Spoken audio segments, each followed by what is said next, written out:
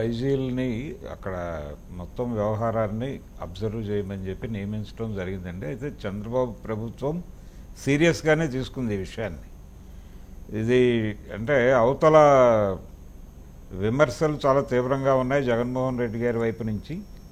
దీంతో కొంచెం సీరియస్గానే పర్సూ చేయాలి అని అనుకుని ముగ్గురు ఐజీలని నియోగించారు. వీళ్ళు ముగ్గురు కూడా ఈ ఐటీకి సంబంధించినటువంటి క్షుణ్ణంగా సబ్జెక్ట్ తెలిసిన వాళ్ళు. ఇది సైబర్ క్రైము, ఈ సైబర్ క్రైమ్కు సంబంధించిన ఆనుపానులు బాగా తెలిసినటువంటి వాళ్ళు వీళ్ళు. ఒకరు అశోక్ కుమార్ గారు, అలాగే రవిప్రకాష్ రామకృష్ణ, ముగ్గురు. ఈ ముగ్గురు కలిసి దాదాపుగా ఒక కంక్లూజన్కి అయితే వచ్చినట్టుగా కనిపిస్తోంది. ఈ కంక్లూడ్ చేసినటువంటి విషయాన్ని ఒక 2-3 రోజుల్లో నివేదిక రూపంలో ప్రభుత్వానికి అందజేసేటువంటి మూడ్లో ఉన్నారు వాళ్ళు. అయితే వీళ్ళు తెలుసుకున్నటువంటి విషయాలు ఏమిటి, వీళ్ళు రేపు నివేదికలో చెప్పబోయేటువంటి విషయాలు ఏమిటి అనే దానికి సంబంధించి చాలా ఇంట్రెస్టింగ్గా అనిపించేటువంటి అంటే సినిమా కథలాగా, ఒక సినిమా కథలాగా అనిపించే విషయం వీళ్ళు చెప్తున్నారు. అదేంటంటే ఈ కథలో సెంటర్ పాయింట్ విజయ్ అనేటువంటి ఒక విద్యార్థి. ఆ విజయ్ అనే విద్యార్థికి ఒక ప్రేయసి ఉంది ఆ కాలేజీలోనే. వీళ్ళిద్దరి మధ్య చాలా సన్నిహిత సంబంధాలు ఉన్నాయి. వీళ్ళు అడపాదడపా హోటల్ రూమ్స్కి వెళ్ళినటువంటి సంఘటనలు ఉన్నాయి అనేది వీళ్ళు ఎస్టాబ్లిష్ చేశారు. దాంతోపాటు న్యూడ్ కాల్స్ మాట్లాడుకునేటువంటి ఒక కల్చర్ ఉంది వీళ్ళకి అనేది కూడా. Vijay is the inmate of the college అండి, లేకపోతే బయట వ్యక్తి? లేదు, ఇన్మేటే. వీళ్ళిద్దరి మధ్య ఆ రిలేషన్ నడుస్తోంది. నడుస్తూ ఉన్న క్రమంలో ఇతని ఫోన్లో అంటే అది రికార్డ్ చేస్తున్నాడు అనే విషయం ఆ అమ్మాయికి తెలియదు. కానీ ఇతను రికార్డ్ చేశాడు. ఈ రికార్డు చేసినటువంటి వీడియోలు అనుకోకుండా ఇతని ఫ్రెండ్ ఒకటి చూశాడు ఇతని ఫోన్లోనే. ఇతని ఫోన్లో రికార్డ్ అయిన వీడియోస్ ఇతని మిత్రుడు చూసి అతనేం చేశాడంటే ఆ అమ్మాయికి ఒక మూగ ప్రేమికుడు ఉన్నాడు అదే కాలేజీలో. ఆ మూగ ప్రేమికుడి దగ్గరికి వెళ్ళి చెప్పాడు, నువ్వు ప్రేమిస్తున్నటువంటి అమ్మాయి తాలూకా వీడియోస్ ఆ విజయ్ అనేవాడి ఫోన్లో నేను చూశాను అని. ఎప్పుడైతే ఇన్ఫర్మేషన్ అతనికి తెలిసిందో అతను ఈ అమ్మాయిని క్వశ్చన్ చేశాడు, నీ వీడియోస్ అతని ఫోన్లో ఉన్నాయి అని. ఫోన్ చేస్తే అతను వెంటనే అమ్మాయికి చెప్పాడు. అమ్మాయి వెళ్ళి అతను నిలదీసింది విజయ్ని. నిలదీయగానే అతను ఇతన్ని బెదిరించాడు. ఎవరు విక్టిమ్ అయిన గర్ల్? ఆ విక్టిమ్ గర్లే వెళ్ళి క్వశ్చన్ చేసింది, నా వీడియో కాల్స్ మనం మాట్లాడుకున్నాం కానీ వాటిని రికార్డ్ చేసావా, నువ్వు నా పర్మిషన్ లేకుండా ఎలా రికార్డ్ చేసావని ఆ అమ్మాయి విజయ్తో ఘర్షణ పడింది. ఘర్షణ పడిన తర్వాత విజయ్ వచ్చి ఇతన్ని బెదిరించాడు. ఎవరైతే ఈ అమ్మాయికి ఇన్ఫర్మేషన్ చెప్పాడో అతన్ని ఎవరిని బెదిరించాడంటే అతని సిస్టర్ కూడా అక్కడే ఉంది అదే కాలేజీలో. నీ సిస్టర్ కూడా ఉంది నా లిస్టులో, నీ సిస్టర్ తాలూకా వీడియో కాల్స్ కూడా నా దగ్గర ఉన్నాయి అని బెదిరించాడు. బెదిరించడంతో అతను వెళ్ళి ప్రిన్సిపాల్కి కంప్లైంట్ చేశాడు. ఇది ఆల్రెడీ జరిగిన కథ. ప్రిన్సిపాల్కి కంప్లైంట్ చేశాడు. ప్రిన్సిపాల్ వీళ్ళందరినీ పిలిచి మందలించాడు. అక్కడితో అయిపోయింది వ్యవహారం టైప్లో ఒక కంక్లూజన్కి వచ్చి ముగించే ప్రయత్నం చేశాడు ప్రిన్సిపాల్ గారు. ఈ టైంలో ఈ విషయం బయటకు వచ్చేసింది. విద్యార్థులకు అందరికీ చాలామందికి తెలిసి తన్ని తాను ప్రొటెక్ట్ చేసుకోవటంలో భాగంగా తనని మీదే అలిగేషన్స్ పెడుతున్న వాళ్ళని, అంటే తనని ఇబ్బంది పెడుతున్నటువంటి కొంతమంది అమ్మాయిల్ని బెదిరించడం కోసం మీ వీడియోస్ కూడా ఉన్నాయి అక్కడ అని చెబుతూ ఒకళ్ళిద్దరిని బెదిరించడానికి కొన్ని వీడియోస్ తీసి అక్కడ వాళ్ళని మీ వీడియోస్ కూడా ఉన్నాయి అతని దగ్గర అని ఈ అమ్మాయి బెదిరించే ప్రయత్నం చేసింది. అలా తమ వీడియోస్ ఉన్నాయి, అలాగే ఈ వాష్రూమ్లో కెమెరా పెట్టి వీడియోస్ తీయటం జరిగింది అనేది కూడా ఈ అమ్మాయే చెప్పింది కొంతమంది విద్యార్థినులకి. అలా ఈ బాత్రూంలో కెమెరాలు ఉన్నాయి అనేది మొదలైంది అనేది ఫైనల్గా వీళ్ళు ఒక కంక్లూజన్కి తీసుకొచ్చారు విషయాన్ని. తీసుకొచ్చి ఈ నలుగురికి సంబంధించినటువంటి గొడవ ఇది, దీనిలోకి కాలేజీ మేనేజ్మెంట్ని ఇన్వాల్వ్ చేస్తున్నారు. మేనేజ్మెంట్ కంటే కూడా ఈ విద్యార్థుల మధ్య జరిగిన వ్యవహారం ఇదే కారణం దీనికి అని కంక్లూడ్ చేసి ఒక నివేదిక ఇవ్వాలి అనేటువంటి మూడ్లో ఇప్పుడు ఈ ముగ్గురు ఐజీల బృందం ఉంది. ఇది మ్యాక్సిమం ఒక 2-3 డేస్లో వీళ్ళు నివేదిక ప్రభుత్వానికి సమర్పించే అవకాశం ఉంది అనేది మనకి లభించినటువంటి సమాచారం. సో అంటే చాలా డీటెయిల్డ్ ఇన్ఫర్మేషన్ మీకు అందిన ఇన్పుట్స్ ప్రకారం చాలా డీటెయిల్డ్ ఇన్ఫర్మేషన్ ఉంది.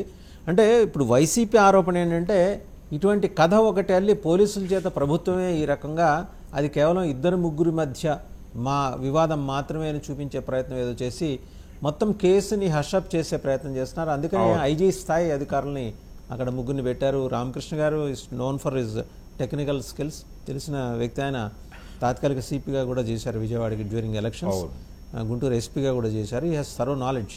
అలాగే రవిప్రకాష్ కానీ ఇంకొక అశోక్ కుమార్ గారి ముగ్గురు కూడా చాలా దిట్టలు ఇలాంటి ప్రోబింగ్ యాక్టివిటీస్లో. రైట్, అంటే ఇటువంటి మంచి పేరున్న ఆఫీసర్స్ని ఇన్వాల్వ్ చేస్తే అవుట్కమ్ పర్ఫెక్ట్గా ఉంటుంది అనే ఒక ఇంప్రెషన్ క్రియేట్ చేయడానికి, బయట ప్రపంచానికి ఆ మెసేజ్ డిసిమినేట్ చేయడం కోసమే ప్రభుత్వం వీళ్ళని పెట్టింది. ఇది వాస్తవంగా జరిగిన కథ ఇది కాదు అనేది వైసీపీ ఆరోపణ. రెండోది ఏంటంటే వాళ్ళ ఆరోపణకు బలం చేకూర్చే విధంగా ఈ రోజుకి అక్కడ స్టూడెంట్స్ ఆందోళన చేస్తూనే ఉన్నారు. మనం విజువల్స్ చూసాం, గుడ్లవల్లేరు కాలేజ్ స్టూడెంట్స్. అదే 2-3 అయితే ఇంతమంది ఆందోళన చేయాల్సిన అవసరం లేదు కదా. డెఫినెట్గా ఇంకా ఉన్నాయి. ఇది కాలేజీ ప్రైమేసెస్ లోపల జరిగిందా వెలుపల జరిగిందా అనే అంశాలు ఎలాగూ ఈ స్టడీలో ఇన్వెస్టిగేషన్లో వస్తాయి కాదంట్లా. But what about the rest? ఆ 200-300 వీడియోల సంగతి ఏంటి? అయితే ఒకటండి, దీనిలో ఇంకొక కీలకమైన విషయం ఏంటంటే ఇప్పుడు ఏ అమ్మాయి అయితే ఇలా ఈ కేసులో ఇన్వాల్వ్ అయిందో ఆ అమ్మాయి మీద, ఆ అమ్మాయి ఫ్రెండ్ మీద ఇంకొక ఎలిగేషన్ ఏంటంటే ఇప్పుడు స్టూడెంట్స్ వైపు నుంచి ఇలాంటి కాల్స్ రికార్డ్ అంటే కాల్ రికార్డింగ్ కాదు ఇది, ఈ వాష్రూముల్లో కెమెరాలు పెట్టి రికార్డ్ చేసినటువంటి వీడియోస్ని స్టూడెంట్స్కి అమ్ముతున్నారు వీళ్ళు అని. ఏది మేల్స్ వీళ్ళకి వాళ్ళ ఫ్రెండ్స్ అయినటువంటి స్టూడెంట్స్కి వీళ్ళు అమ్ముతున్నారు అనేది ఒక అలిగేషన్ ఉంది. దాని మీద క్లారిఫికేషన్ రావాల్సి ఉంది. దానికి సంబంధించి ఇంకా వాళ్ళని క్వశ్చన్ చేయాల్సి ఉంది. అయితే ఏది ఏమైనప్పటికీ ఒక విద్యార్థిని కావచ్చు, అది బిజినెస్ పర్పస్ కావచ్చు, వాష్రూముల్లో కెమెరాలు అనే దానికి సంబంధించి కొంత వీళ్ళు ఇస్తున్నటువంటి నివేదికలో కూడా ఈ వాష్రూముల్లో కెమెరాలు అనే దానికి సంబంధించి 2-3 పాయింట్స్ ఉన్నాయి. అందుకని వాష్రూముల్లో కెమెరాలు అని ఏదైతే విద్యార్థినులు ఎలిగేషన్ పెడుతున్నారో, ఆందోళన చేస్తున్నారో దానిలో కొంత వాస్తవం ఉంది అనేది ఈ కమిటీ కూడా నర్మగర్భంగా యాక్సెప్ట్ చేస్తోంది. కానీ అదే కీలకం అయి ఉండొచ్చు. దాన్ని కంట్రోల్ చేయడానికి, దాన్ని తొక్కి పెట్టడానికి వీళ్ళ మధ్య జరిగినటువంటి ఈ ప్రేమ వ్యవహారాన్ని హైలైట్ చేసి, ఈ ప్రేమ న్యూడ్ కాల్స్ వ్యవహారాన్ని హైలైట్ చేసి ఆల్రెడీ ప్రిన్సిపాల్ దగ్గరికి ఈ కంప్లైంట్ వెళ్ళింది అని చెప్పి టోటల్గా ఈ ఇష్యూని అక్కడి వరకు పరిమితం చేసే ప్రయత్నం చేస్తున్నారు. కానీ ఈ అమ్మాయి ద్వారా వాష్రూముల్లో కెమెరాలు వెళ్ళిన మాట వాళ్ళు ప్రస్తావించారు. ఈ ముగ్గురు ఐజీల బృందం కూడా మాట్లాడింది. సో వాష్రూమ్ కెమెరా అనేది దానికి సంబంధించి ప్రాథమికంగా ఒక అంగీకారం అయితే ఉంది అక్కడ అందరిలోనూ. ఎన్ని వీడియోలు అనేది 300 వీడియోలు అనేది ఒక వెర్షన్. 300 వీడియోలు ఉన్నాయే, ఎంతమంది వెళ్ళుంటారు, ఎంతమంది అక్కడ ఆ వీడియోల్లో ఇరుక్కుని ఉంటారు అనేది బయటకు రావాల్సినటువంటి విషయం. దీన్ని ఇక్కడితో తొక్కి పెడితే కుదరదు.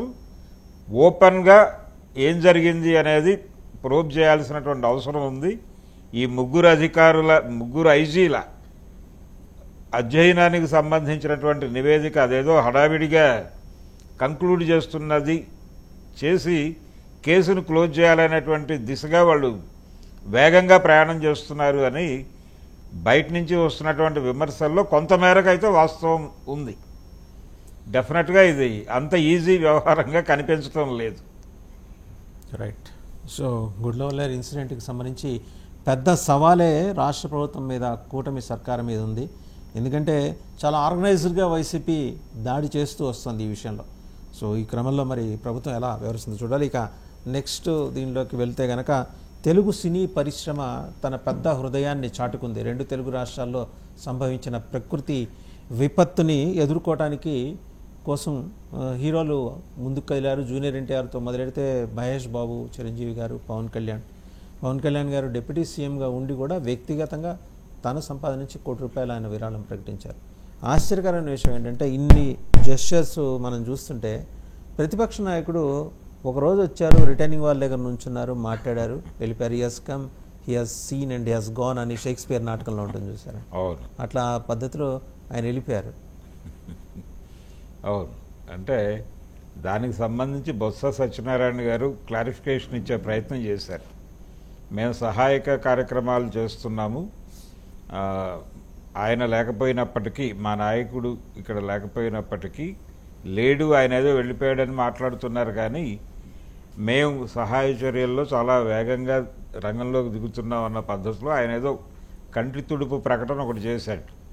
ఆ కంటి తుడుపు ప్రకటన తప్ప ఈయన కూడా ఆయన మాట్లాడింది కూడా నిజానికి ఇది మానవ తప్పిదంగా ఎస్టాబ్లిష్ చేసేటువంటి ప్రయత్నం చేశాడు జగన్మోహన్ రెడ్డి గారు. ఈ విపత్తు వీళ్లే క్రియేట్ చేశారు, ఆ 11 గేట్లు ఎత్తేయటం దగ్గర మొదలైంది ఇది అనేది ఆయన చెప్పదలుచుకున్నది. వెలగలేరు రెగ్యులేటరీ దగ్గర బుడమేరుకు సంబంధించి ఈ 11 గేట్లు ఎత్తేయటం వలన ఇది జరిగింది అనేది ఎస్టాబ్లిష్ చేసి రాష్ట్ర ప్రభుత్వం మీద నెపం వేసి వెళ్ళిపోయేటువంటి ప్రయత్నం చేశాడు ఆయన. కానీ అది ఒకటి భారీగా గతంలో ఎన్నడూ లేనంత స్థాయిలో వర్షపాతం నమోదవటం అనేది చాలా క్లియర్గా అందరూ చెప్తున్న విషయం. దీన్ని ఎలా కంట్రోల్ చేయాలి అనేది అర్థం కావట్లేదు.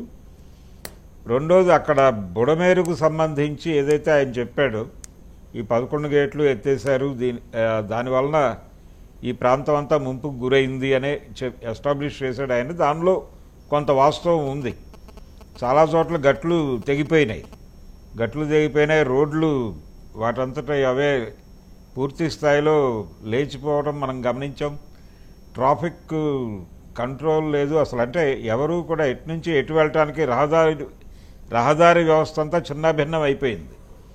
ఇలా బుడమేరు ఇంతగా చెలరేగిపోవడానికి, అలాగే చిట్టినగర్, విజయవాడకు సంబంధించి చిట్టినగరు, పాల ఫ్యాక్టరీ ఇవన్నీ ముంపుకు గురై వీటీపీఎస్లోకి వాటర్ వెళ్ళిపోయి, తర్వాత అదే నార్ల తాతారావు పేరు పెట్టారు ఇప్పుడు దానికి, ఇవన్నీ కూడా నీళ్లలో మునిగిపోయి, తర్వాత యువతల వైపు దేవీనగరు, ముత్యాలంపాడు ఇవన్నీ కూడా నీట మునిగిపోయి, రామలింగేశ్వరపేట, సింగ్ నగర్, అజిత్ సింగ్ నగర్ ఇవన్నీ ముంపుకు గురవటం అంటే చాలా, అంటే విజయవాడతో పరిచయం ఉన్న వాళ్ళకి చాలా స్పష్టంగా తెలిసిన విషయం ఏంటంటే ఆ బుడమేటి కట్ట అవతల కన్స్ట్రక్షన్స్ ఏవి ఉండకూడదు అని ఒకప్పుడు ప్రభుత్వం నిర్ణయం తీసుకున్నప్పటికీ కట్ట అవతల నిర్మాణాలు జరిగినాయి, కాలనీస్ వచ్చినాయి. డిటి నాయక్ గారి, ఐపీఎస్ ఆఫీసర్ డిటి నాయక్ గారి వైఫ్ పేరుతో ఒక కాలనీ పెట్టి కొంతమంది పోలీసులు, అంటే పోలీస్ కానిస్టేబుల్స్ వీళ్ళు ఒక కాలనీ ఎస్టాబ్లిష్ చేశారు అక్కడ. దానికి క్లియర్గా పర్మిషన్ వచ్చింది ఆ రోజుల్లోనే. ఇందిరానగర్, ఆవిడ పేరు ఇందిరా నాయక్ నగర్ అని ఉంటుంది అది. అలాంటివన్నీ వచ్చేసినాయి అక్కడ కాలనీస్ రకరకాల పేర్లతో. అలాగే రంగానగర్ అనే పేరుతో ఒక కాలనీ, వంగవీటి రంగా. ఇలా ఇవన్నీ కూడా ఆ కట్ట అవతలే ఉంటాయి. అంటే బుడమేరు వస్తుంది అనే విషయం వాళ్ళకి తెలిసే కట్టినట్టుగా మనకు అర్థమవుతుంది. అలాగే కొంతమంది నిన్న మీడియా ముందుకు వచ్చి మాట్లాడారు, మాకు ఇది చాలా సురక్షితమైన ప్రాంతం అని చెప్పారండి, తక్కువ రేట్లో వస్తున్నాయని కొనుక్కున్నాం, ఇల్లు కట్టుకున్నాం అని చెప్పారు. కానీ ఇప్పుడు అర్థమైంది మాకు అని. కానీ ఇప్పుడు అర్థమవటం ఏంటి, అది 2009లో వరద వచ్చింది బుడమేరుకి, 2005లో చాలా సీరియస్గా వచ్చింది, 2005లో వచ్చినప్పుడు వైఎస్ రాజశేఖర రెడ్డి గారు విజయవాడ కలెక్టర్ ఆఫీస్లో కూర్చుని చెప్పాడు ఆయన, ఇది డెఫినెట్గా ఈ ఎంక్రోచ్మెంట్స్ అన్నీ తొలగించాలి అని. అంటే అసలు దాని విస్తీర్ణాన్ని తగ్గిస్తూ వచ్చారు, బుడమేటి విస్తీర్ణాన్ని తగ్గిస్తూ. ఇది మైలవరంలో మొదలై ఆకువీడు దాటి అది కొల్లేరులో కలవాలి. ఈ కొల్లేరు కూడా ఆక్రమణలకు గురైపోయింది, కొల్లేరు చెరువు ఆక్రమణలకు గురైపోయి ఈ బుడమేరు ఆక్రమణలకు గురైపోయాయి. ఎందుకంటే అది విజయవాడ మధ్య నుంచి ప్రవహిస్తుంది. విజయవాడ ముంపుకి కృష్ణానది వరద కంటే కూడా బుడమేటి వరదే ప్రధానం. పాత సినిమాల్లో పాటలో నారాయణ రెడ్డి గారు రాశారు, సి నారాయణ రెడ్డి. ఆయన బుడమేటి వరద కన్నా గడుసైన వాడ అని చెప్పి హీరో గురించి హీరోయిన్ అంటుంది. అంటే బుడమేటి వరద చాలా గడుసుగా ఉంటుంది అని. ఎందుకంటే అది ఊళ్ళల్లో నుంచి ప్రవహిస్తుంది. ఆ మైలవరం నుంచి మొదలై అలా ఊళ్ళల్లో నుంచి ప్రవహిస్తూ విజయవాడ చాలా పేటలు టచ్ చేసుకుంటూ వెడుతుంది అది. అందువలన దానిలో నుంచి ఇప్పుడు వాటర్ ఓవర్ఫ్లో అయిపోయేసరికి ఆ చుట్టుపక్కల ప్రాంతాలన్నీ, ఆంధ్రప్రభ కాలనీ కూడా ముంపుకు గురైంది. అక్కడి నుంచి చాలా ప్రాంతాలు, ఈ దేవీనగర్ ఆ ఏరియాలో టోటల్ రోడ్లు ఇదైపోయినాయి. రోడ్లు చెదిరిపోయి, కట్టలు తెగిపోయి, ఎవరు ఎటు వెళ్ళడానికి అవకాశం లేక ఎవరి ఇళ్లలో వాళ్ళు ఉండాల్సిన పరిస్థితి, ఇళ్లలో ఉండలేని పరిస్థితి, నీళ్ళు వచ్చేసినాయి ఇళ్లలోకి. చాలా దారుణమైనటువంటి కండిషన్లో విజయవాడ ఉంది గత 2 రోజుల నుంచి. అయితే ఇప్పుడు బుడమేటి వరద తగ్గుముఖం పట్టింది అనేది ఈనాటి వార్త. సో ఇందులో నుంచి ఈ పోలవరం కాలువకి సంబంధించి దానిలో కలుస్తుంది ఇది బుడమేరు. కలిసి కొంత వాటర్ అటు కృష్ణలోకి పంపు చేద్దామని ట్రై చేశారు వీళ్ళు. అయినప్పటికీ కృష్ణానదిలో ఆల్రెడీ వరద ఉంది. కృష్ణానదిలో ఆల్రెడీ వరద ఉండటంతో ఈ వాటర్ని అకామిడేట్ చేసే కండిషన్ అక్కడ లేదు. రిలీఫ్ మెజర్స్కి సంబంధించి మనం ఇండస్ట్రీ సపోర్ట్ కూడా మాట్లాడుకున్నాం. ఇప్పుడు జూనియర్ ఎన్టీఆర్ ఆయన మొదలు స్టార్ట్ చేశారు. 2 తెలుగు రాష్ట్రాలు విపత్తులో కూరుకుపోయిన నేపథ్యంలో ఆయన తక్షణం స్పందించారు. ఆయన ఎంబడే మహేష్ బాబు స్పందించారు, అలాగే చిరంజీవి గారు స్పందించారు. అండ్ పవన్ కళ్యాణ్ డిప్యూటీ ముఖ్యమంత్రిగా అధికారంలో ఉండి కూడా ఆయన వ్యక్తిగతంగా ₹1 కోటి విరాళం ఆయన ప్రకటించారు. లేదండి, అంటే విధ్వంసం స్థాయి చాలా పెద్దగా ఉంది. 2 తెలుగు రాష్ట్రాల్లోనూ ఉంది. 2 తెలుగు రాష్ట్రాలకి చేశారండి. అంటే 2 తెలుగు రాష్ట్రాల్లోనూ ఉంది. మహేష్ బాబు, జూనియర్ ఎన్టీఆర్ అయితే వాళ్ళ వితరణ అట్లా ఆయన అంటే జూనియర్ ఎన్టీఆర్ 2 తెలుగు రాష్ట్రాలకి చెరొక 50 లక్షలు ప్రకటించాడు. ఆయన మొదట స్పందించింది తనే. ఇమ్మీడియట్గా అశ్విని దత్ గారు ఒక 25 లక్షలు ఆంధ్రప్రదేశ్కి ప్రకటించాడు. ఆయన తెలంగాణకి కాదు. తెలంగాణ విషయం ఇంకా ప్రకటించాల్సి ఉంది ఆయన. అంటే మొదటి నుంచి కూడా ఈ కల్చర్ ఉంది ఇండస్ట్రీలో. కళాకారులు సామాజిక బాధ్యత. ఎందుకంటే ప్రేక్షక లోకం టికెట్లు కొంటే కదా వీళ్ళ జీవితాలు, వీళ్ళ భవిష్యత్తు. సో ఆ ప్రేక్షకులు కష్టాల్లో ఉన్నప్పుడు ఆదుకోవడం కూడా తమ బాధ్యత అని గుర్తెరిగి ఆ సామాజిక బాధ్యతతోనే అప్పుడు ఇప్పుడు కూడా రామారావు గారి కాలం నుంచి ఇప్పటి వరకు ప్రతి సందర్భంలోనూ చిత్ర పరిశ్రమ నుంచి ఈ స్పందన తెలియజేస్తూనే ఉన్నారు. అయితే ఆ రోజుల్లో ఏం చేసేవాళ్ళు అంటే వీళ్ళు జోలె పట్టి ప్రజల్లోకి వెళ్ళి చందాలు వసూలు చేసి ఆ సహాయ నిధికి డబ్బులు ఇవ్వటం అనేది మనకు కనిపిస్తుంది. 77 ఉప్పెన వచ్చినప్పుడు, దివిసీమ ఉప్పెన వచ్చినప్పుడు ఎన్టీఆర్, ఏఎన్ఆర్ ఇద్దరూ కూడా జోలెపట్టి కలిసి తిరిగి, అలాగే చాలా ప్రాంతాల్లో కళా ప్రదర్శనలు చేసి ఆ టికెట్ల కలెక్షన్ ద్వారా వచ్చినటువంటి సొమ్ము ఈ దివి తుఫాన్లో నష్టపోయినటువంటి వారి కోసం ప్రభుత్వానికి అందజేసినటువంటి సందర్భం మనకు తెలుసు. అలా ఈ ప్రతి సందర్భంలోనూ ప్రకృతి విపత్తులు సంభవించినటువంటి ప్రతి సందర్భంలోనూ కళాకారులు స్పందించి వారికి సహాయం చేసే, అంటే సహాయం వ్యక్తిగతంగా ప్రకటించటం. కొన్ని సందర్భాల్లో ఇప్పుడు హుదూద్ తుఫాన్ వచ్చినప్పుడు వీళ్ళు కళా ప్రదర్శన ఒక ఈవెంట్ చేయటం ద్వారా కలెక్ట్ చేసినటువంటి సొమ్మును ప్రభుత్వానికి అందజేసేటువంటి ప్రయత్నం చేశారు. ఇది ఆ వారసత్వంలో కొనసాగింపులో భాగంగా.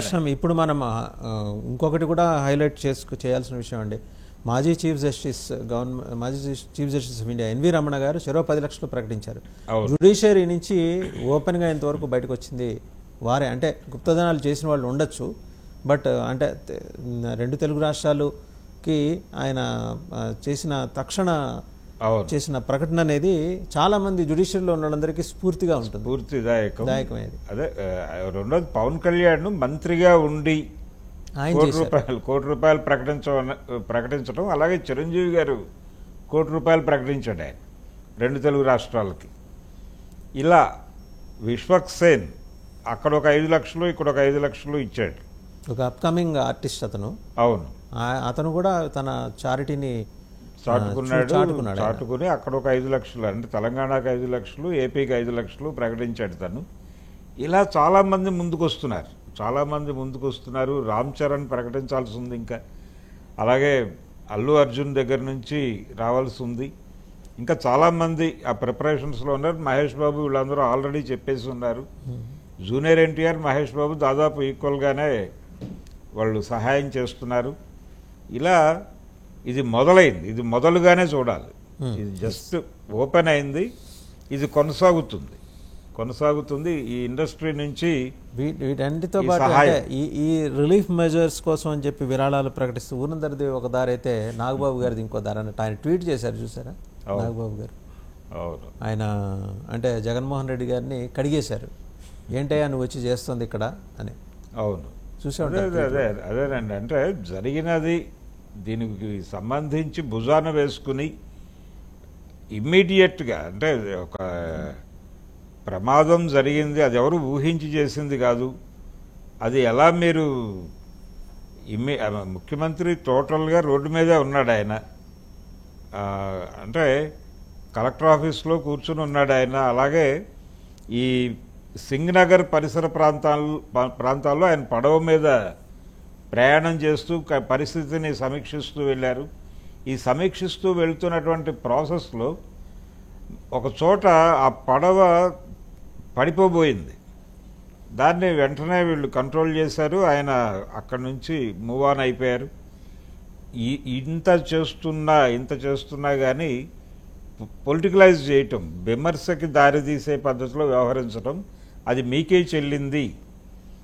అలాగే మీ రోజుల్లో జరిగినప్పుడు మీరు చేసింది ఏమిటి అన్న టోన్లో కూడా కొన్ని ఉదాహరణలు నాగబాబు గారు ప్రస్తావించారు. దానిలో ప్రస్తావించి ఇసుక తవ్వకాలు జరిగిపోవడం వలన వరదలు వచ్చినప్పుడు ఆ క్యాచ్మెంట్ ఏరియాలో నిర్మాణాలను మీరు ప్రోత్సహించడం వలన కొన్ని ఏరియాల్లో జరిగినటువంటి విధ్వంసం వెనకాల మీ పాత్ర కూడా ఉందని చెప్పారు. అలాగే ఆయన ప్రస్తావించిన విషయం కూడా ఒకటి ఇక్కడ చెప్పుకోవాలి. నాగబాబు అంటే ప్రకటించిన విషయం ఏంటంటే, ఈ కృష్ణానది వరదని కంట్రోల్ చేయటానికి అక్కడ ఈ వాల్ నిర్మాణము అనేది చేపట్టారు. గద్దె రామ్మోహన్ నేతృత్వంలో మొదలైంది. అది చాలా కాలంగా అనుకుంటూ పెండింగ్ పడిపోతూ చివరికి ప్రారంభించి చేస్తున్నటువంటి క్రమంలో ఈ రాణిగారి తోట ఆ ఏరియాల్లో చాలామందిని ఖాళీ చేయించారు. అక్కడ ఖాళీ చేయించిన సందర్భంలో వాళ్ళందరితోనూ ఆందోళన చేయించి కోర్టులో కేసులు వేసి ఆ వాల్ నిర్మాణాన్ని ఏదో మేరకు ఆపే ప్రయత్నం వైసీపీ చేసింది. నిజానికి ఆ వాల్ నిర్మాణం కొంతమేరకు జరగటం వలన కొన్ని ప్రాంతాలు నిలబడ్డాయి. ఈరోజు మీరది ఆ నిర్మాణమే జరగకుండా చేయడానికి ప్రయత్నం చేశారు అని కూడా మాట్లాడి ఉండాల్సింది. ఇలా 2-3 పాత ఇన్సిడెంట్స్ ఉన్నాయి. అంటే వీళ్ళ రాజకీయ ప్రయోజనాల కోసం మాట్లాడినవి. అవన్నీ సీరియస్గా ప్రస్తావించి జగన్మోహన్ రెడ్డి మీద కొంచెం గట్టిగానే విమర్శలు ఎక్కుపెట్టాడు ఆయన. నిజానికి కృష్ణానది ఎన్క్రోచ్మెంట్స్లో అన్ని పార్టీల వాటా కూడా ఉంది. అంటే నందమూరి నగర్ అని కూడా ఉంది అక్కడ. ఇలా ప్రతి ఒక్కరి కంట్రిబ్యూషను ఉంది దానిలో. బుడమేరులో కూడా ఉంది ఒక నందమూరి నగర్. రంగా నగర్లు ఉన్నాయి ప్రతి చోట. వంగవీటి రంగా గారి కంట్రిబ్యూషన్ చాలా ఉంది కృష్ణానది ఎన్క్రోచ్మెంట్స్లో. అంటే ఎవరైనా వచ్చి ఇల్లేసుకోవాలి అంటే కృష్ణానదిలో మీరు ఇల్లు వేసేసుకోండి అనే పద్ధతిలో వ్యవహరించేవాళ్ళు. వాళ్ళు ఇల్లు వేసేసుకుని ఆయన పేరు పెట్టేసుకునేవారు, రంగా గారి పేరు. ఇలా చాలా చోట్ల ఈ ఆక్రమణలు జరగటము, వీళ్ళని ఖాళీ చేయించినప్పుడు అంటే ప్రభుత్వం బాధ్యత. ఒకటి ఈ ఎన్క్రోచ్మెంట్స్ చాలా బుడమేరులో జరిగినవి, అలాగే కృష్ణానదిలో జరిగినవి చాలా వరకు పేదలు చేసినటువంటివి. ఎవరో ఒకరి ఆసరా చూసుకుని పేదలు చేసిందే. అయితే ఈ పేదలు అలా ఇళ్ళు వేసుకున్నప్పుడు వాళ్ళని తీసుకెళ్ళి ఒక సురక్షిత ప్రాంతంలో ఇళ్ల నిర్మాణం చేసి వాళ్ళని ఉంచాల్సినటువంటి బాధ్యత ఖచ్చితంగా ప్రభుత్వాలదే. అంచేత ఇదేదో వాళ్ళు ఇళ్ళు వేసేసుకున్నారు అని ఎలిగేషన్ పెట్టడం కాదు. ఇమ్మీడియట్గా వాళ్ళని తీసుకెళ్లి సురక్షిత ప్రాంతాల్లో ఉంచని ప్రభుత్వాల వైఫల్యంగా కూడా చూడాలి. దీనికి అన్ని ప్రభుత్వాలు అంటే తెలుగుదేశం, కాంగ్రెస్ ఈ రెండు, ఇప్పుడు జనసేన ఎంటర్ అయింది ప్రభుత్వంలోకి. కాబట్టి వీళ్ళందరూ బాధ్యత వహించాల్సి ఉంటుంది. జనసేన నిన్న పవన్ కళ్యాణ్ గారు ఒక మాట అన్నాడు. నిన్న ఆయన ప్రెస్ మీట్లో ఇప్పటి వరకు అంటే ఈ సహాయ చర్యలు ఇవన్నీ ఆర్గనైజ్ చేయటం సరే బాగానే ఉంది, కానీ ఇలాంటి విపత్తులు వచ్చినప్పుడు అప్పటికప్పుడు సహాయక చర్యలు చేపట్టడము ఇలా కాదు చేయవలసింది. అసలు ఇలాంటి సందర్భాలు వచ్చినప్పుడు తట్టుకునేటువంటి మెకానిజంని మనం ఎస్టాబ్లిష్ చేసుకుంటున్నావా లేదా అనేది చెక్ చేసుకోవాలి కదా. అది జరగటం లేదు అని మాట్లాడాడు ఆయన. నిజమే, అది చాలా సీరియస్గా పట్టించుకోవాల్సిన విషయం. భవిష్యత్తులో ఇలాంటివి జరగకుండా ఉండటానికి ఏం చేస్తున్నాం అనేది ఇప్పుడు కనీసం ఈ సందర్భంలో ఇప్పుడు నాగబాబు ట్వీట్ చేశాడు, జగన్మోహన్ రెడ్డి గారి మీద ఎలిగేషన్స్ వేశాడు ఆయన. అలాగే పవన్ కళ్యాణ్ గారు మాట్లాడుతూ భవిష్యత్తు ఏమిటి అనేది ఆలోచించుకోవాల్సిన అవసరం ఉందన్నాడు. దీన్ని సీరియస్గా పట్టించుకుని ఇక్కడి నుంచి అయినా కనీసం ఈ ఒకటి బుడమేటికి సంబంధించిన ఎన్క్రోచ్మెంట్స్ తొలగించాల్సిన అవసరం ఉంది. కృష్ణానదికి సంబంధించినటువంటి ఆక్రమణలు తొలగించాల్సి ఉంది. అలాగే కొల్లేరుకు సంబంధించిన ఆక్రమణలు కూడా తొలగించాల్సి ఉంది. ఈ ప్రయాణం మైలవరంలో మొదలైనటువంటి ప్రయాణం బుడమేటిది అక్కడికి చేరే వరకు ఆకివీడు ప్రాంతాల్లో అది కొల్లేట్లో కలుస్తుంది. ఆ కలిసిన తర్వాత అక్కడ కూడా ఎటు వెళ్ళటానికి లేదు. ఎలాగైతే నిన్న వీళ్ళు గేటులు తెరిచి కృష్ణానది వైపు వదిలి కృష్ణానదిలోకి వెళ్ళలేని కండిషన్తో మళ్ళీ వెనక్కి పంపాయి ఈ ముత్యాలంపాడు ఈ ప్రాంతాలన్నీ ప్రమాదానికి గురయ్యాయో, గవర్నమెంట్ ప్రెస్ ఉంది అక్కడ, అది కూడా టోటల్గా మునిగింది. ఇంకోటి ముఖ్యమంత్రి చంద్రబాబు గారు ఇద్దరికి అటు అడ్మినిస్ట్రేషన్కి ఇటు మంత్రులకు కూడా క్లియర్ కట్ వార్నింగ్ ఇచ్చారు. మంత్రులైనా సరే ఉపేక్షించేది లేదు, ఎవరిని వదిలే. అధికారులకు ఎలాగ, అధికారులు అంటే కొంచెం 5 years వాళ్ళకి ఆ జడత్వంలో ఉన్నారు కదా, దాని నుంచి బయటపడటానికి కొంచెం టైం పడుతుందేమో. ఇంకా అంటే వాళ్ళ ఉద్దేశంలో ఇంకా జగన్మోహన్ రెడ్డి గారి ప్రభుత్వమే నడుస్తుంది, మనం ఏమాత్రం పెద్దగా ఇబ్బంది పడాల్సిన అవసరం లేదు, ఇంట్లో కూర్చుంటే అయిపోతుందని. ఆయన ఊరుకోవట్లేదు, ఆయన హిమ్సెల్ఫ్ ఈజ్ ఇంటూ యాక్షన్. లేకపోతే ఆ వయసులో 75 ఏళ్ల వయసులో ఉండి ఆయన లైఫ్ జాకెట్ వేసుకొని ఆ రిస్క్ కంటామినేటెడ్ వాటర్ వచ్చేది కూడా అంతా కాబట్టి తిరగటం కూడా బ్రీతింగ్ ఇష్యూస్, సెవరల్ ఇష్యూస్ వస్తాయి ఆ వయసుకి. అయినా కూడా దాన్ని ఛాలెంజ్గా ఎదుర్కొని వెళ్తుంటే ఆయన్ని స్పిట్గా తీసుకొని రావాల్సిన ఆఫీసర్స్, మినిస్టర్స్. నిన్న అయితే మీకు తెలుసు గుడివాడ ఎమ్మెల్యే యుఎస్లో ఉన్నారు, ఇంకొక ఆయన నెల్లూరు జిల్లా ఒక ఎమ్మెల్యే యుఎస్లో వాళ్ళు ర్యాలీలు చేసి హెలికాప్టర్ నుంచి పుష్పవర్షాలు కురిపించుకుంటున్నారు. ముఖ్యమంత్రి, వాళ్ళ పార్టీ ముఖ్యమంత్రి ఏమో వచ్చి ఆయన జనంలో ఈ బురద నీళ్ళల్లో ఆయన రోజు రేయింబగళ్ళు అక్కడ ఉన్నారు. చూసి ఆయన్ని చూసైనా స్ఫూర్తి తెచ్చుకోవాలి కదా వాళ్ళు. వాళ్ళకి ఏమన్నా పర్యటనలు ఉంటే కుదించుకొని రావాలి, లేదా తర్వాత పోస్ట్పోన్ చేసుకోవాలి. అంటే అన్లెస్ అండ్ హెల్త్ ఎమర్జెన్సీ తప్పించి మిగిలిన ఏమన్నా ఉన్నా కూడా ర్యాలీలు చేయటం ఏంటంటే దాని మీద సోషల్ మీడియా హోరెత్తిపోతుంది. వాళ్ళ పార్టీ వాళ్ళే, వైసీపీకి ఇంకా దాంట్లోకి దిగల, వాళ్ళ పార్టీ వాళ్ళే దుమ్మెత్తిపోస్తున్నారు. ముఖ్యమంత్రి మనం విజువల్స్లో చూస్తున్నాం, ముఖ్యమంత్రి ఆయన తిరుగుతున్నాడు, ఆయన ఆ వరద నీళ్ళలో తిరుగుతున్నాడు. లేదు, ఆయన పడవ ప్రమాదానికి గురవబోయింది సింగనగర్ ప్రాంతంలో, మొన్న మనం చూసాం. అయినప్పటికీ ఉన్నాడు అక్కడే, ఆయన ఉన్నాడు. టోటల్గా ఆయన కలెక్టర్ ఆఫీస్ నుంచి మానిటర్ చేశారు. అంటే ఎక్కడా కూడా తను ఫీల్డ్ వదిలేసి వెళ్ళే ప్రయత్నం చేయలేదు. అసలు గుడ్లవల్లేరు ఇన్సిడెంటే ఉందండి. ఇంత జరుగుతుంటే గుడివాడ పరిధి కిందకు వస్తుంది. ఎమ్మెల్యే ఆయన వెనిగళ్ళ రాము గారు, ఆయన యుఎస్లో ఉన్నారు. ఇంకొక ఆయన ఉన్నారు నెల్లూరు జిల్లా ఆయన యుఎస్లో ర్యాలీలు చేస్తున్నారు. అది పెద్ద మనకి దానికి ఆ పక్కన తానా అసోసియేషన్స్ కూడా వాళ్ళ సభ్యులు కూడా ర్యాలీలో పాల్గొంటున్నారు. ఇప్పుడు పక్క ఇక్కడ వరద విపత్తులో ముఖ్యమంత్రి ఆయన స్వయంగా ఆయన బావుమరిది ప్రోగ్రామ్కి హాజరు కాకుండా విజయవాడలో ఉండిపోయారు. ఆయన రాదలుచుకుంటే రావచ్చు. అలాగే లోకేష్ గారు రాలా. ఇంకో చిత్రం, ఇప్పుడు మనం రోజా గారు బయట చూద్దాం ఒకసారి, ఆవిడ ఏం మాట్లాడారు. లోకేష్ గారు అక్కడ సహాయ చర్యల్లో ఉంటే ఆయన హైదరాబాద్లో జల్సా చేస్తున్నట్టు మాట్లాడారు. రోజా గారు ఏమన్నారు ఒకసారి చూద్దాం. ప్రజల కష్టాలను చూసి గుండె తరుక్కుపోతుంది. చిన్నపిల్లలు, మహిళలు, వృద్ధులు ఈ వరదల బారిన పడి ఎంత నరకం అనుభవిస్తున్నారో వారి మాటలు వింటుంటేనే మనకు అర్థమవుతుంది. కనీసం చిన్న పిల్లలకి పాలు అందటం లేదు, రోజుల తడబడి తాగేదానికి నీళ్లు అందటం లేదు. ఈరోజు ఎంతమంది వరదల్లో కొట్టుకుపోయారో అర్థం కాని పరిస్థితిలో అందరూ కూడా బాధపడుతూ ఏడుస్తూ ఉన్నారు. నిజంగా ప్రజలు ఇన్ని కష్టాలు పడటానికి, ఇంతమంది ప్రాణాలు పోవటానికి ఈ రాష్ట్ర ప్రభుత్వం కారణం కాదని నేను అడుగుతున్నాను.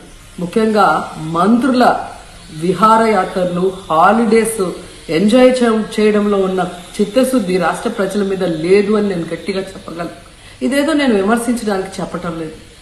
28వ తేదీనే 30వ తేదీలో వర్షాలు రాబోతున్నాయని చెప్పి వాతావరణం సమాచారం ఇవ్వటం జరిగింది ప్రభుత్వానికి.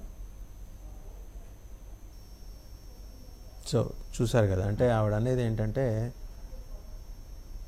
లోకేష్ గారి గురించి కూడా ఆవిడ ప్రస్తావన చేశారు. ఈ మంత్రుల విహారయాత్రలు ఆయన ఎక్కడుండే, ఆయన విజయవాడలోనే ఉండి పాపం మొత్తం రిలీఫ్ మెజర్స్లో తిరుగుతుంటే ఒక్కసారి అంతే, అంటే కింద వినాయక చవితికి ఆయన ఏమన్నా చందమామను చూశాడేమో పూజ చేసుకోకుండా ఆ నిందలన్నీ మోస్తున్నాడు.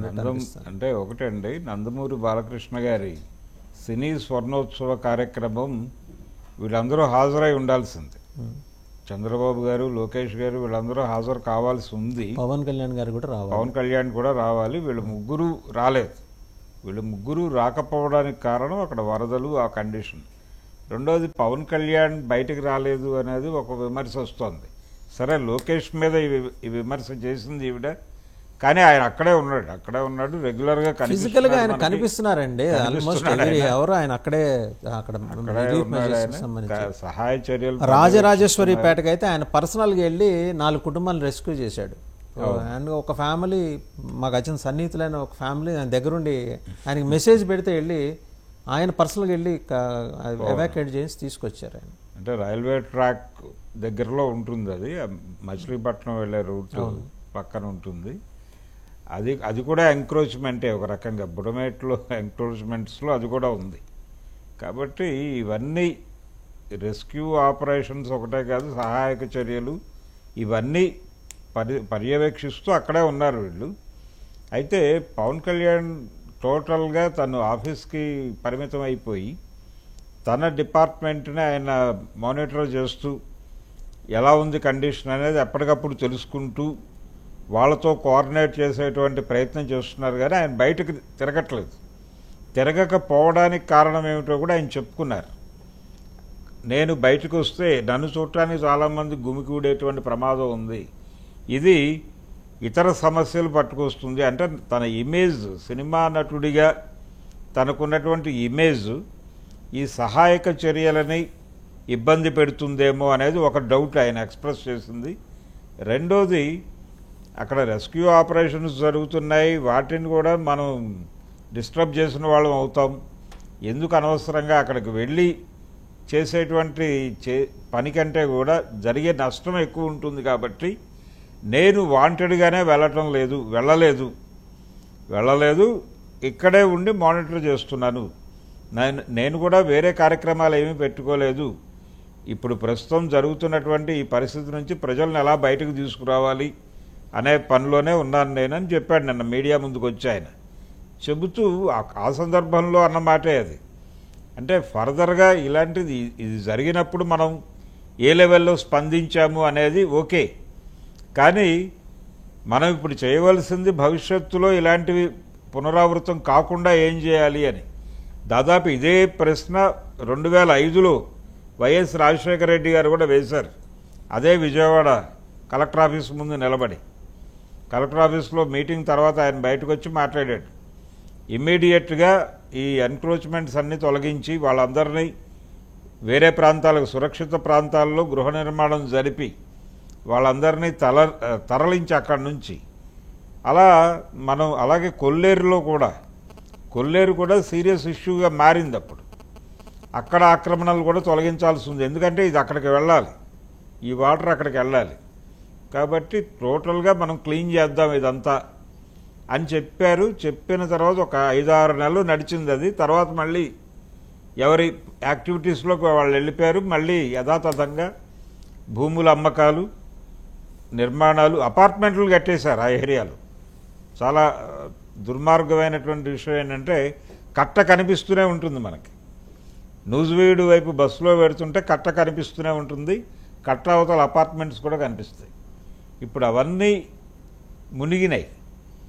ఎవరు బాధ్యులు అనేది తీస్తే మొత్తం ప్రభుత్వాలే బాధ్యత వహించాల్సి ఉంటుంది దానికి.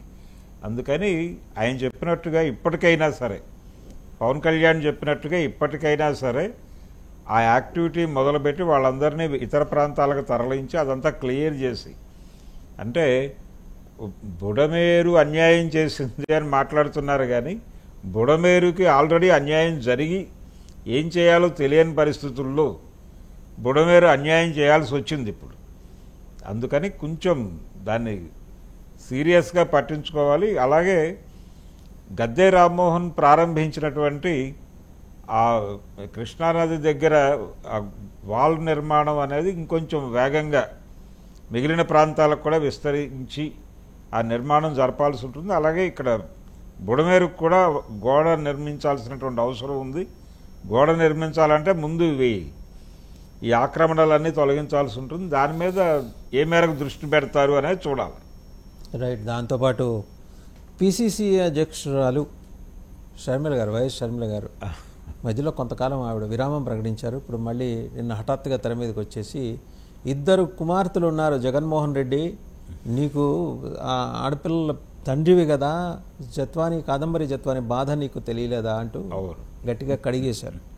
పైగా ఆయన నాలెడ్జ్లో లేకుండానే ఐపీఎస్లు విమానాల్లో వెళ్ళిపోయి ఆమెను తీసుకొచ్చి కేసులు పెడతారా అని అవును అని అంటూనే, ఇంకోటి కూడా హిడెన్ కెమెరాలు లేవని చెప్పి ఒక దర్యాప్తు అధికారి మాదిరి ఈవిడే స్టేట్మెంట్ ఇచ్చేశారు. ఆవిడ వెళ్ళింది లేదు, అక్కడికి పరిశీలించింది లేదు, మాట్లాడింది లేదు. అండ్ ఆవిడకేమో జిల్లా కమిటీలతోటి సఖ్యత లేదు. చాలా కమిటీలు ఆవిడ మీద తిరుగుబాటు చేశాయి. మరి ఎక్కడి నుంచి ఇన్ఫర్మేషన్ వచ్చిందో ఆవిడ చెప్పలేదు. బట్ అదాట్న మరి ఎవరిస్తున్నారో స్క్రిప్ట్ తెలియదు. కానీ అంటే వైసీపీ ఆరోపణ ఏంటి, తెలుగుదేశం ఇస్తోందని. ఆవిడ అక్కడ హిడెన్ కెమెరాలు లేవు. మన మినిస్టర్ లోకేష్ గారు చెప్పారు హిడెన్ కెమెరాలు లేవు, అయినా కూడా మేము అక్యూజ్ని అరెస్ట్ చేసామన్నారు. హిడెన్ కెమెరాలు లేనప్పుడు అక్యూజ్డ్ ఎక్కడి నుంచి వస్తాడు? సో ఆ విషయంలో కొంత గందరగోళం ప్రభుత్వానికి అంత ఉంది, ఈవిడికి కూడా అంతే ఉన్నట్టు కనిపిస్తుంది. కానీ ఒకటే ఒక వ్యాలిడ్ పాయింట్ ఆవిడ అన్నది ఏంటంటే, 2 అమ్మాయిల తండ్రివి నువ్వు, నీకెంత బాధ్యత ఉండాలి ఒక ఆడపిల్లని రక్షించే విషయంలో అని. అంటే ఒకటండి, షర్మిల గారు పొలిటికల్ దీనికి సంబంధించి ఆవిడ పిసిసి బాధ్యతలు తీసుకున్న తర్వాత ఆవిడ ఎక్కడుండాలి? విజయవాడ కేంద్రంగా ఆవిడ ఆపరేషన్స్ ఉండాలి. ఆంధ్రరత్న భవన్లో ఆవిడ ప్రజెన్స్ ఉండాలి.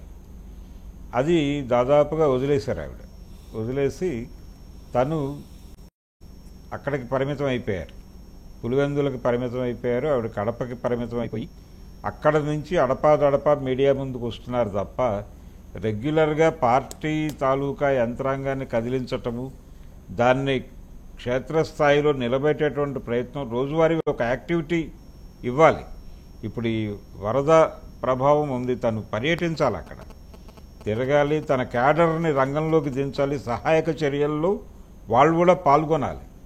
ఇక్కడ కనిపిస్తున్న విచిత్రమైన విషయం ఏంటంటే, ఎవరికి వాళ్ళు పార్టీ ఆఫీసుల్లోనో లేకపోతే ఎక్కడో కూర్చుని విమర్శిస్తున్నారు కానీ తమ కార్యకర్తలని రంగంలోకి దింపడానికి ఎందుకు మొహమాట పడుతున్నారు? ఈవెన్ వైఎస్ఆర్సీపీ క్యాడర్ అక్కడ ఉంది, అక్కడ సహాయక చర్యల్లో వాళ్ళ వంతు కార్యక్రమాలు బొత్స సత్యనారాయణ గారు చెప్పారు.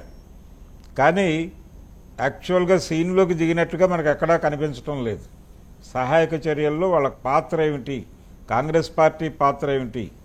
ఇప్పుడు 77లో ఉప్పెన జరిగినప్పుడు ఇంత మీడియా లేదు, ఇంత వ్యవహారం లేదు. కానీ దాదాపు అన్ని పార్టీలు మైలేజీతో ప్రచారం జరుపుకోవాలి అనే తాపత్రయం లేకుండా అందరూ అన్ని సెక్షన్స్ లెఫ్ట్ రైట్ కూడా, ఈవెన్ ఆర్ఎస్ఎస్ దిగింది కదండి వాళ్ళ స్వయం సేవక్. అదే ఆర్ఎస్ఎస్ చాలా కీలకంగా వ్యవహరించింది. అలాగే ఒక్క ఐఏఎస్ ఆఫీసర్ అండి ఈ రోజుకి ఆయన గురించి జనం చెప్పుకుంటారు. కానీ మన మధ్యలో ఏవిఎస్ రెడ్డి గారు ఉప్పెన సమయంలో మా సీనియర్స్ చెప్తుంటే తెలుస్తుంది, ఒక్క ఐఏఎస్ ఆఫీసర్ రెయిం బగళ్ళు ఎట్టగా ఆయన పనిచేసి అన్ని వందల మంది వేల మంది ఉద్యోగులు ఆయన స్ఫూర్తిదాయకంగా ఇచ్చాడు. ఇవాళకి ఆయన గురించి చెప్పుకుంటారు. టోటల్గా అన్ని ఆర్గనైజేషన్స్ అక్కడికి వెళ్ళి శిబిరాలు పెట్టి వాళ్ళు జరిపినటువంటి సహాయక చర్యలు ఈ రోజుకి చెప్పుకుంటారండి. అది లెఫ్ట్ రైట్ కోఆర్డినేట్ చేసుకున్నారు వాళ్ళు చేసుకుని ఆ రోజున కమ్యూనిస్ట్ పార్టీల కార్యకర్తలు అక్కడే ఉన్నారు, ఆర్ఎస్ఎస్ కార్యకర్తలు అక్కడే ఉన్నారు.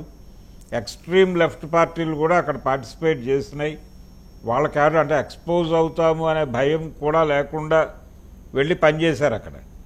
అలాగే 90లో వచ్చినటువంటి తుఫాను దివిసీమకి, అప్పుడు కూడా వీళ్ళందరూ అక్కడ ఉన్నారు సహాయక చర్యలు. కానీ ఇప్పుడు ఈ పార్టీల నాయకులు పార్టీ ఆఫీసుల్లో మాట్లాడటం కనిపిస్తోంది. షర్మిల గారు కావచ్చు, లేకపోతే జగన్మోహన్ రెడ్డి గారు కావచ్చు, వీళ్ళు ఒక విమర్శ చేయటం కోసం మీడియా ముందుకు వస్తున్నారు. కానీ తమ పార్టీ శ్రేణుల్ని తీసుకెళ్ళి అక్కడ క్షేత్రస్థాయిలో సహాయక చర్యల్లో ఏ మేరకు నిమగ్నం చేయించారు, వాళ్ళు ఏ మేరకు కంట్రిబ్యూట్ చేస్తున్నారు, అక్కడ ప్రభుత్వం చేస్తుంది సహాయక చర్యలు, ప్రభుత్వం మీద విమర్శించడం, ఇదంతా పొలిటికల్ వార్ వేరు. కానీ ఇప్పుడు ఇమ్మీడియట్గా ప్రజలకి సహాయం చేయటం అనే దానిలో వీళ్ళకి షేర్ ఏమిటి అనేది కనుక ఒకసారి పరిశీలిస్తే ఇప్పటివరకు మేజర్గా ఎక్కడా కనిపించటం లేదు. కేవలం ప్రభుత్వ సాయం, దానికి చాలా చోట్ల బుడమేటికి గండ్లు పడ్డాయి చాలా చోట్ల. వాటిని కంట్రోల్ చేయటం కోసం ప్రయత్నాలు చేస్తున్నటువంటి వాళ్ళు కూడా ఎవరు కనబట్టలేదు. అక్కడి నుంచి ఎవరికి వాళ్ళు వాళ్ళ తిప్పలు పడి వాళ్ళు బయటకు చేరుతున్నారు. కానీ జనాలు ఎవరూ కూడా వెళ్ళి వాళ్ళని బయటకు తీసుకురావడానికి ప్రయత్నం చేస్తున్నట్టుగా ఎక్కడా ఒక్క విజువల్ కూడా మనం చూడలేదు. ఇటువంటి పరిస్థితి, ఇటువంటి దౌర్భాగ్యమే ఇది ఒక రకంగా. కాబట్టి రాజకీయ పార్టీ, ఆవిడ కాంగ్రెస్ పార్టీ నాయకురాలుగా ఉన్నారు. కాంగ్రెస్ పార్టీకి ఇప్పటికీ క్యాడర్ ఉంది అక్కడ. ఆ క్యాడర్ని కదిలించి ఇమ్మీడియట్గా మీరు మీ ప్రాంతాల్లోనే కాదు, వరద ప్రాంతాలకు తరలి వెళ్ళి సహాయక చర్యల్లో పాల్గొనండి అని పిలుపునిచ్చి దాన్ని కోఆర్డినేట్ చేసి, అలాగే పార్టీ తరఫున కొంత ఫండ్ కలెక్ట్ చేసి అక్కడ సహాయక శిబిరాలు నిర్వహించటం, అక్కడ ప్రజలకి వంట వార్పు లాంటి కార్యక్రమాలు చేయటం, వీటి మీద దృష్టి పెట్టాల్సి ఉంటుంది. అంటే కమ్యూనిటీ కిచెన్ లాంటి ఏర్పాట్లు కూడా చేయాల్సినటువంటి అవసరం ఉంది. అలాంటి కార్యక్రమాల మీద దృష్టి పెట్టి మేము ఈ యాక్టివిటీ చేస్తున్నామని చెప్పుకోవడం మంచిది. ఇలా జగన్మోహన్ రెడ్డి మీద విమర్శలు, లేకపోతే చంద్రబాబు మీద విమర్శలు చేయటం కన్నా కూడా అయితే ఒకటి, ఈ ఆవిడ చెప్పినట్టుగా జగన్మోహన్ రెడ్డి గారు ఈ జత్వానీ వ్యవహారంలో వ్యవహరించిన తీరు, దాని మీద విమర్శించవచ్చు. అక్కడ వరకే కన్ఫర్మ్ అయ్యి ఆ విమర్శ వరకు ఓకే. అంటే ఆయనకి 2 ఆడపిల్లలు ఉన్నారు. ఒక ఆడపిల్లకి జరిగిన అన్యాయం, ఆ అన్యాయంలో ఒక పెద్ద ఇండస్ట్రియలిస్ట్ ఉన్నాడు. అతని కోసం ఆ అమ్మాయికి న్యాయం జరగకుండా చేయటం, ఆ అమ్మాయికి అన్యాయం చేయటం, అతన్ని మెప్పించడం కోసం, జిందాల్ని మెప్పించడం కోసం జత్వానికి అన్యాయం చేయటం ఏ మేరకు సబబు అని ఆవిడ క్వశ్చన్ చేసినటువంటి పద్ధతి బాగానే ఉంది. కానీ అక్కడ వరకే పరిమితం అయిపోయి, అదేదో కడప జిల్లాలో అక్కడ వరకే పరిమితం అయిపోతే కుదరదు. ఆవిడ పిసిసి అధ్యక్షురాలు, ఆవిడ విజయవాడ కేంద్రంగా ఉండాలి. అలాగే ఆంధ్రరత్న భవన్లో ఆవిడ ప్రజెన్స్ ఉండాలి. ఆవిడ ఇమ్మీడియట్గా అక్కడ కూర్చుని క్షేత్రస్థాయిలో సహాయ కార్యక్రమాలు పర్యవేక్షిస్తూ, కమ్యూనిటీ కిచెన్స్ లాంటివి, అంటే అందరూ వచ్చి భోజనం చేయడానికి కావాల్సినటువంటి ఏర్పాట్లు చేసుకుంటూ వెళ్లాల్సినటువంటి అవసరం ఉంది. అవి మానేసి కేవలం రాజకీయాలు మాట్లాడటము, కేవలం విమర్శలు, అది జగన్మోహన్ రెడ్డి చేసినా తప్పే, ఇంకొకళ్ళు చేసినా తప్పే. ఇది పొలిటికల్ వార్ చేయడానికి టైం కాదు, కానీ చేస్తున్నారు. దాంతోపాటు గుడ్లవల్లేరు మీద కూడా ఆవిడ మాట్లాడారండి. అక్కడ హిడెన్ కెమెరాలు ఏం లేవు, ఒకవేళ షవర్లో పెట్టుంటే విజువల్స్ బ్లర్ రావాలి కదా అని ఆవిడ చాలా సైంటిఫిక్గా ఒక లాజిక్ బయటికి తీసుకొచ్చారు.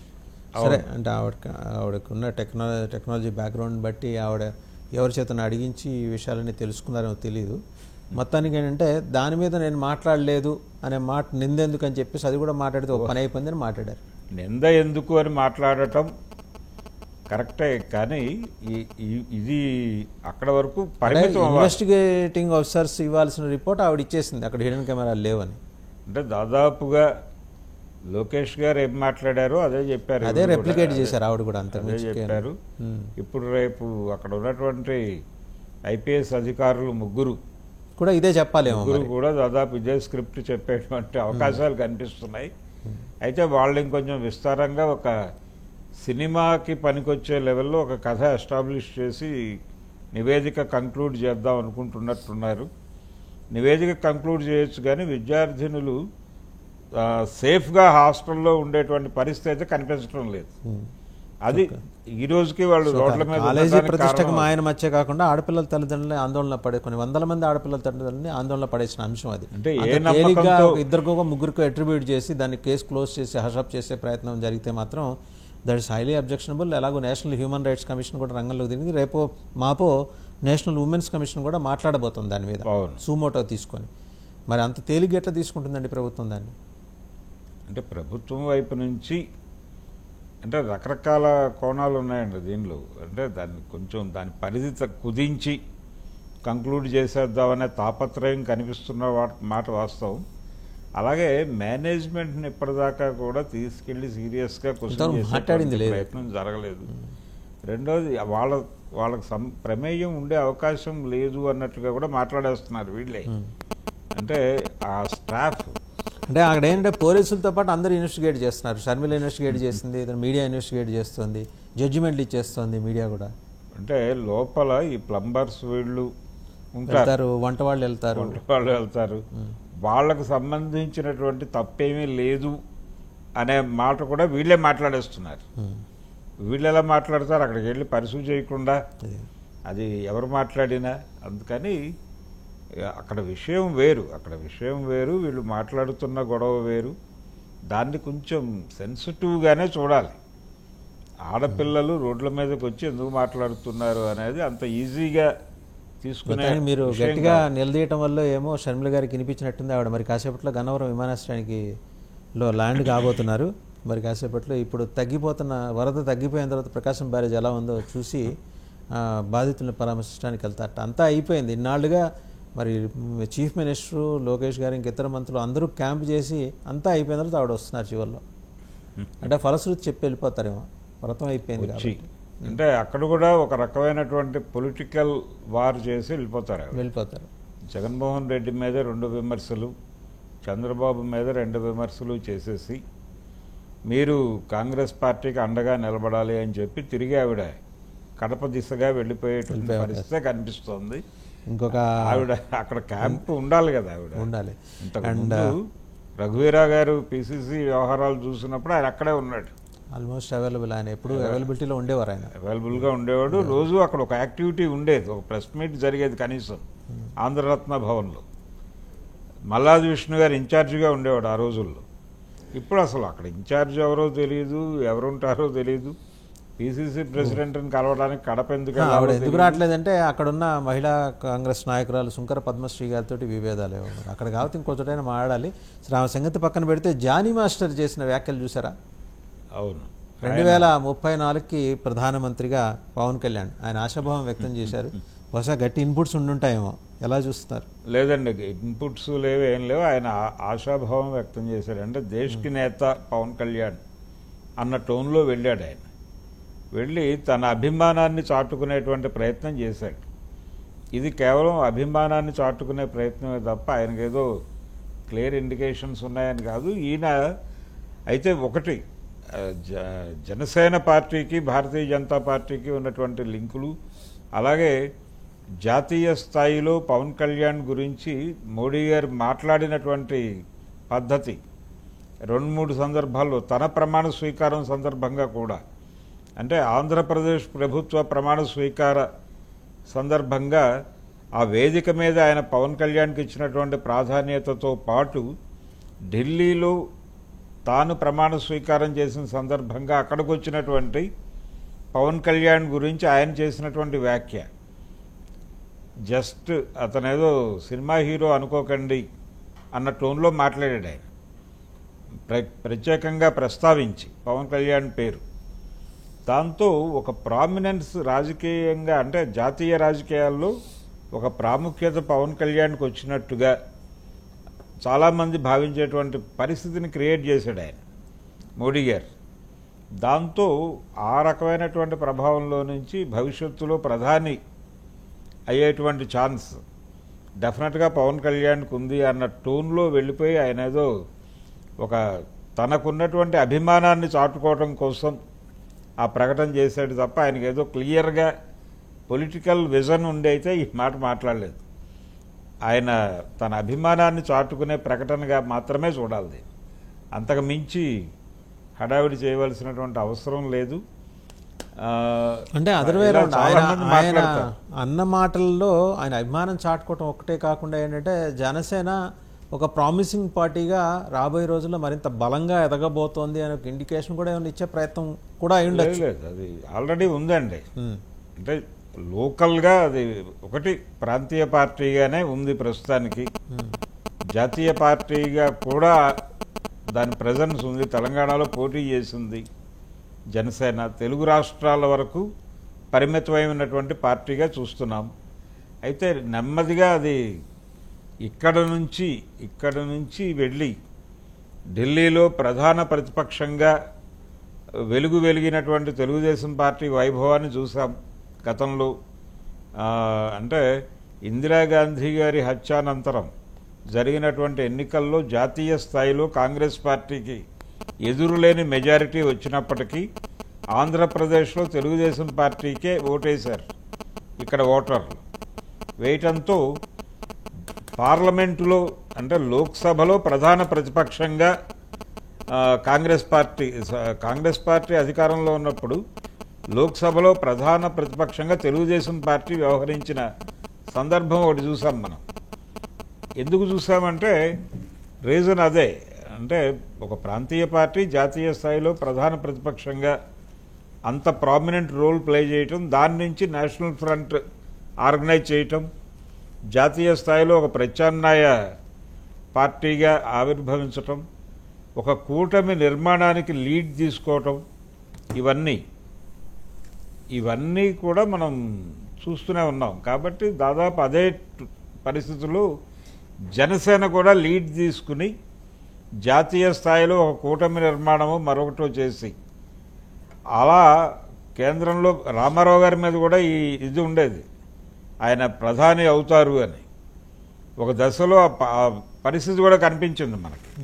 ఆయన ప్రధాని అవుతారు అనేటువంటి కండిషను దేవగౌడ ప్లేస్లో ఆయన ప్రధాని అయ్యుండేవారు అనే మాట కూడా విన్నాం మనం. అలా పవన్ కళ్యాణ్కి కూడా ఆ లెవెల్ వచ్చేస్తుంది నెమ్మదిగా. ఆయన సీరియస్ పొలిటికల్ ప్రయాణం దాన్ని సూచిస్తోంది అన్న టోన్లో ఒక అభిప్రాయం ఉంటే ఉండొచ్చు. కానీ ఆయన అంత లోతుగా ఆలోచించి మాట్లాడా అనేది చూడాలి. అంటే జానీ మాస్టర్ అంత అదే దాని ఇన్ఫరెన్స్ దాంట్లోంచి దాని అవుట్కమ్ ఇలా ఉండొచ్చు అని విశ్లేషించుకోవచ్చు. జానీ మాస్టర్ అదాటిని అనేయచ్చు, కానీ అనటం వెనకాల లేదు, జనసేన అంత తేలిగ్గా తీసిపారేసే కరివేపాకు లాంటి పార్టీ కాదు. రేపు ఆంధ్రప్రదేశ్లో ప్రధాన రాజకీయ పక్షాలకు చుక్కలు చూపిస్తుంది. అది ఆల్రెడీ మోడీ గారు చెప్పాడు ఆ మాట. అదే ఆ చెప్పిన దాన్ని ఈయన ఎండార్స్ చేశారు, అందరికీ అర్థమయ్యే భాషలో ఎండార్స్ చేశారు. మోడీ గారు ఆ రోజు ప్రమాణ స్వీకార ముగింపు సందర్భంగా ఆయన చిరంజీవిని పవన్ కళ్యాణ్ని పక్కకు తీసుకెళ్ళి వాళ్ళిద్దరి చేతులు పైకెత్తి ప్రజలకు అభివాదం చేసినటువంటి ఒక సన్నివేశం మనం చూసాం.